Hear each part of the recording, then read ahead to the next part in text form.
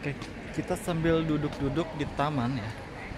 Ini kita berbagi, kita share. Kita bahas seputaran otomotif sambil duduk sejenak. Ini suasana di taman ya, area Alicante. Seperti ini guys. Ini untuk di pusat kotanya, cepat ke tengah ya.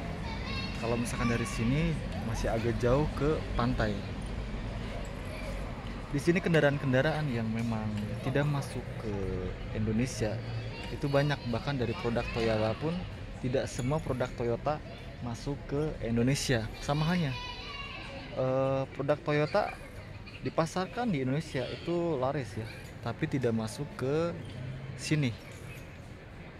Satu contoh itu seperti Toyota Alphard. Toyota Alphard di sini satu unit pun tidak ada di sini. Kenapa demikian?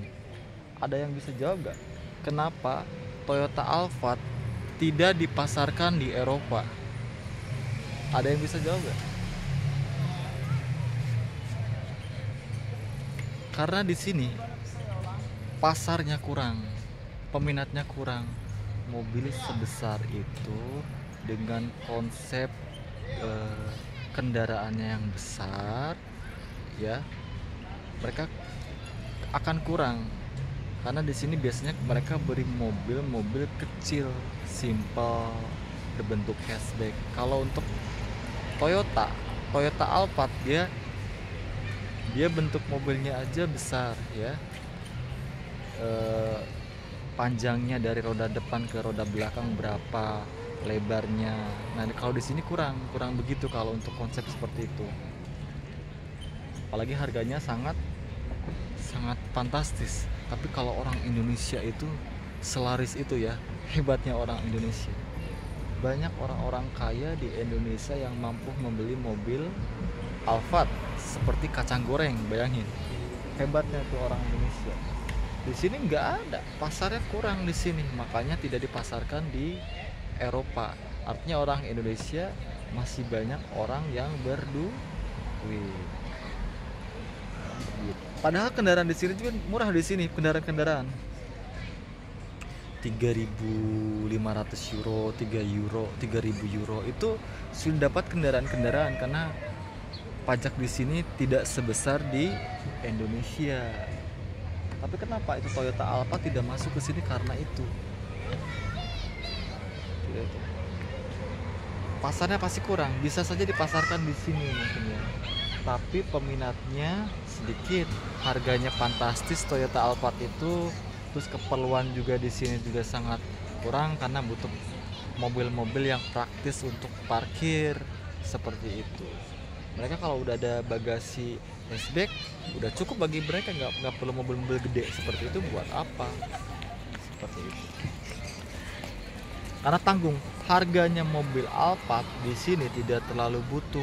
Kalau dengan harga-harga segitu, beda dikit dengan mobil sport, mungkin mereka ambil sport. Gitu mungkin kalau di sini. Hebat orang Indonesia ya.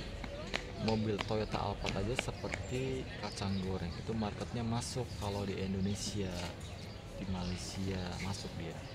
Brand-brand seperti itu. Ada Velfire-nya kan. Harganya tahu sendiri sekarang Toyota Alphard yang terbaru udah 1 miliar lebih sekarang.